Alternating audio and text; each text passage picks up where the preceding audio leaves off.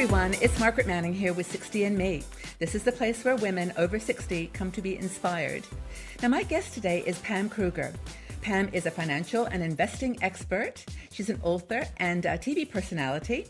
She's a co-host of PBS MoneyTrack and also has created an application, a tool called Wealth Ramp, which connects consumers with financial fiduciary advisors. So welcome, Pam.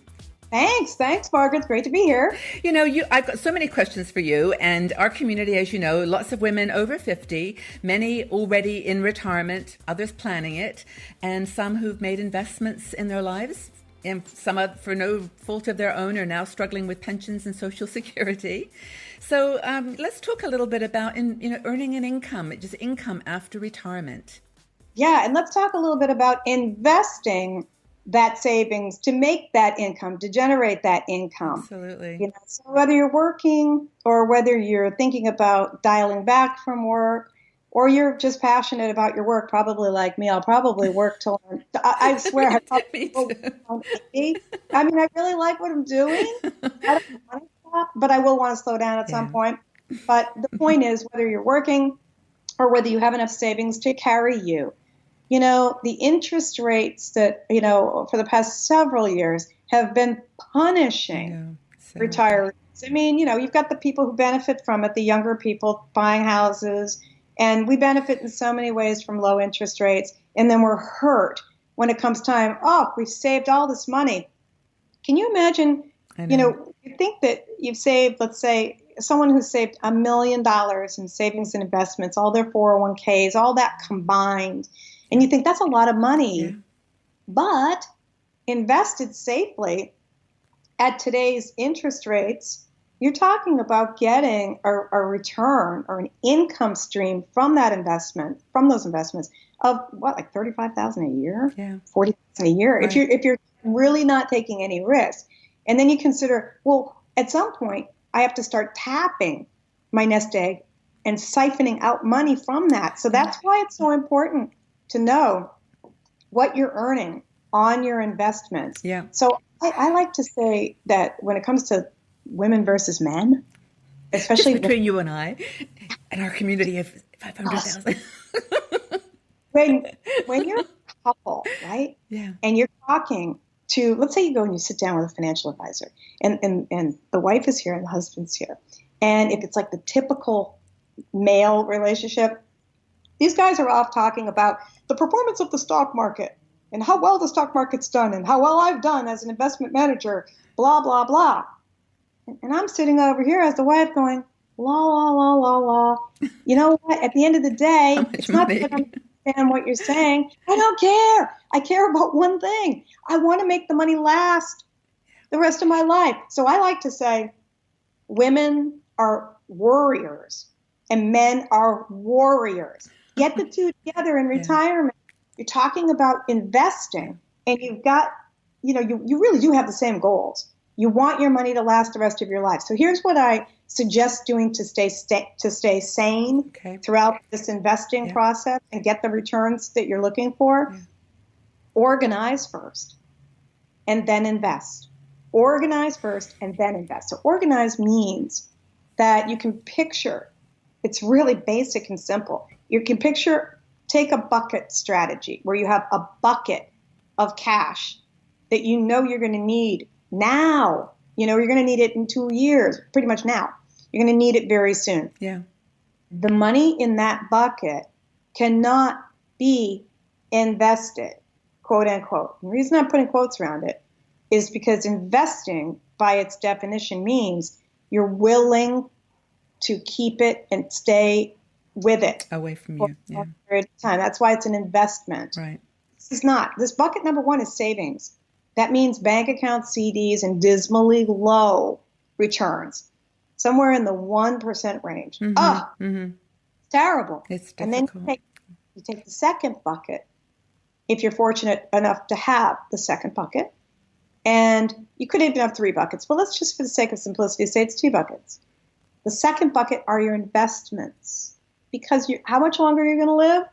You're 60. 30 years. Years. So at least 20 of those years. Yeah.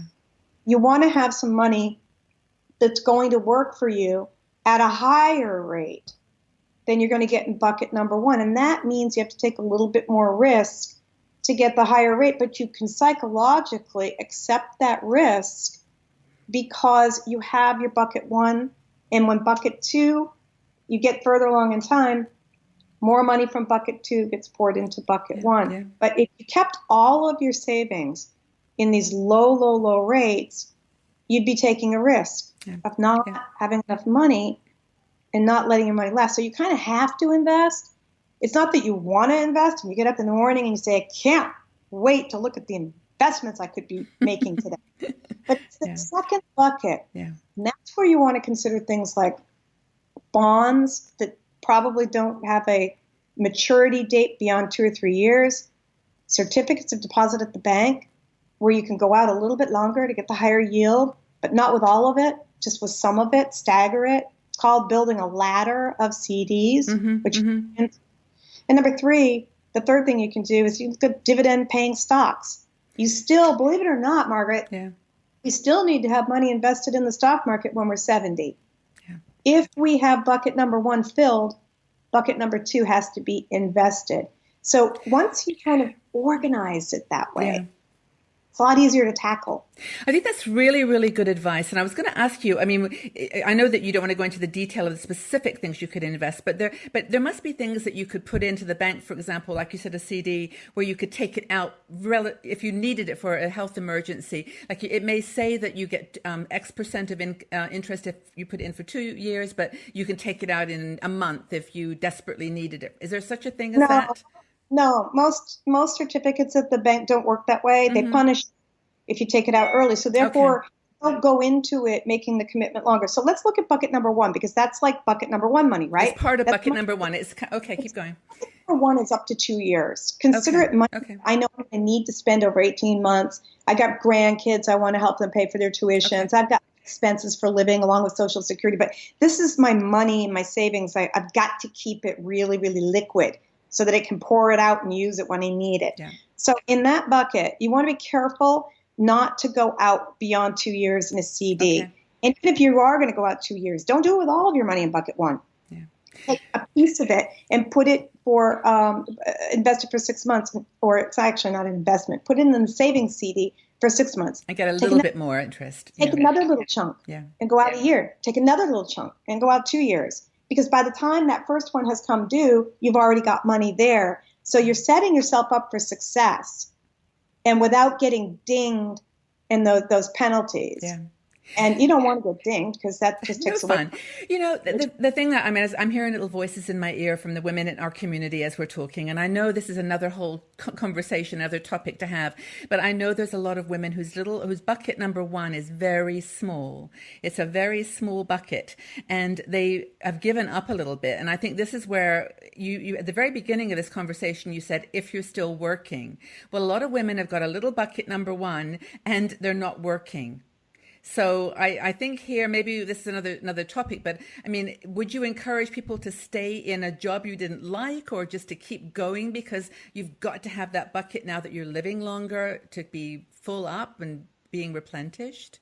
Yeah, that's always like the big struggle that we have, is trying to figure out, sometimes you're on a track where you're getting a paycheck and you've got some financial security, and it feels good just to know that even though you don't relish going to the office, you have that security and you don't want to give up.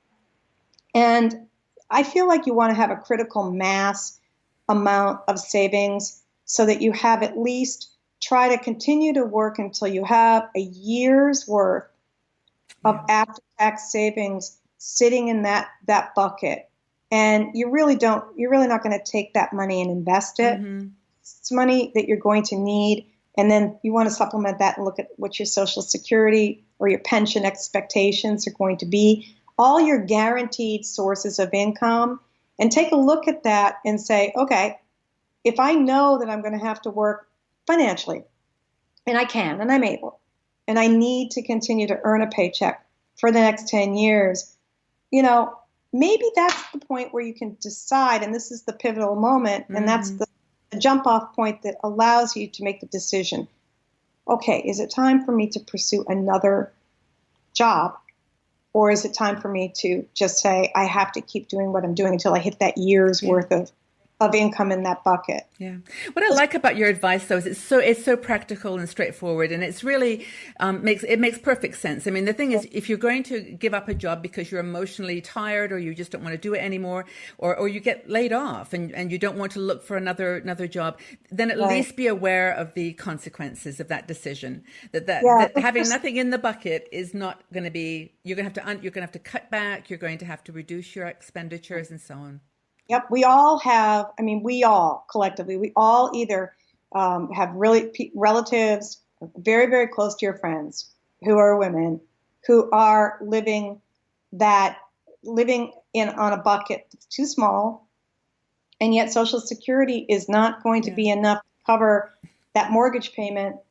And there's that coming to God moment we all have when you have to say, am I living in reality? And I think the most important thing to do overall, when you've turned 60 with your finances, good, bad, or ugly, you got to tell the truth.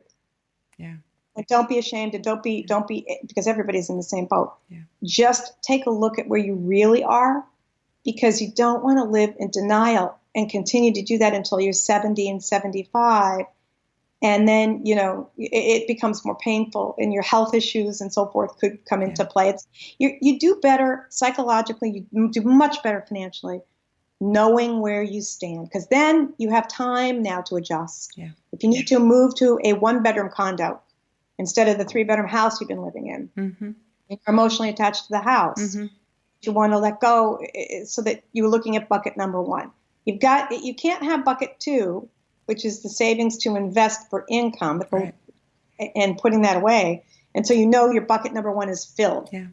So think of it as cup has to be runneth over, right? Yeah. And it's never too late. I mean, it really isn't too late. I know people feel really frightened in their 50s when they lose a job, and it's happening all around corporate America, and worldwide. But they can actually do consultancy work or do something to keep that first bucket full. And then, as you said, downsize or reduce costs so that you get a little bit into 2, which then all the wonderful things you've suggested in terms of the kind of the gradation of, CDs and bonds. Yeah, and then going into things that pay, everything that's going to give you more income on your investments and your money is going to require a longer time frame, because that's why it's called investing. So I think that in this case with this question, I really feel like it's a question of what not to do. And the what not to do, the biggest takeaway, what not to do here is don't delude yourself. If you are living in the family home, and maybe your husband has passed, or you're divorced, or you're living in your family home and you can't sustain it because the work is going to disappear, it's better to downsize and know where you stand and deal with and live within your means. Can I tell you a quick story? Yeah, of course. Go for it. Yes, please. And by the way, before you start the story, I want people to know where to find Pam, because, this is just a short conversation that we're having, but she has a website, pamkrueger.com, and also wealthramp.com, which is where there's a matching service, because you may find yourself listening to her. You want to talk to a fiduciary, a true, fiduciary consultant, and just to give you those addresses. But please tell us the story. I want to hear. Right. Okay. Yeah. So remember, everyone on everybody's iPhone, we hear Siri all day long. Right? Hear Siri tell us to do this, turn right, turn left. Siri, everybody would assume, first of all, she's a real woman. Her name is Susan Bennett, right? She's on my show. And she's a real woman, lives in Atlanta, Georgia. Now, you would assume that with her voice being all over the world, that she would be well retired, if she's even retirement age, right? Don't you just make that assumption? I would make that assumption, yeah. Well, she is well into retirement at age 68. She still works. Wow. She has to. Yeah. She can't stop working. She and her husband kind of have a band, and they make music, and they get paid. They live in a sweet little modest home. They're not wealthy. Wow. How did that happen? Because back whatever number of years ago it was, 15 years ago, when they hired her she got a call from a tech company who hired her to do voiceovers, because that's what she does. They paid her day rate. She signed off on it. She walked away. Wow. About a year later, a friend of hers called and said, Susan, I think your voice is the voice of the Apple devices. She went into a bit of a depression because she realized she never got paid Can you imagine how you would feel if you should have been retired with millions? Yeah. And so basically, my point is to the story. Susan's figured out life is pretty damn good. You know why? Because she can still work. Yeah. She's alive on the planet, and she's got someone that loves her. She's got something that she loves to do. She likes her music, and this is, yeah. Thank you. Thank you. Sometimes that gift is bigger than the $10 million or $5 million, because she gets up in the morning and she says, I can go to work. And guess what? I like what I'm doing. And she's 68 and she can't stop working financially, but she doesn't want to. I love that story. It's a great story. No, and I hope you're all listening to this, people, because I know we've got women listening who are struggling, and many that are in a good position and just wanting what to do with their money. And I think, Pam, you've given them some great suggestions. It's been wonderful chatting. Thank you. Thank you. Take good care. If you enjoyed this video, please subscribe to our 60andMe YouTube channel and also visit our website. We are a strong and dynamic community of women over 60. We're challenging aging stereotypes, and every day we share fascinating stories, interesting questions, and great conversation.